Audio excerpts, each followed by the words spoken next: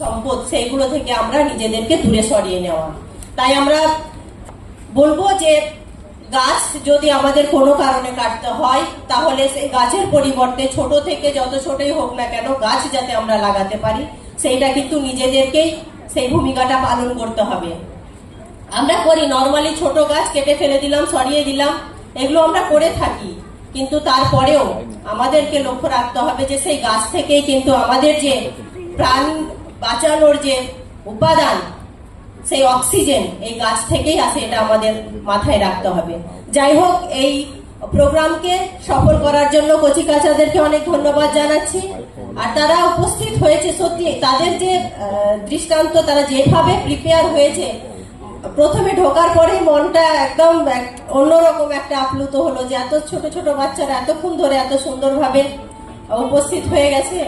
তো যাই হোক, প্রত্যেকে ভালো থাকবেন। আর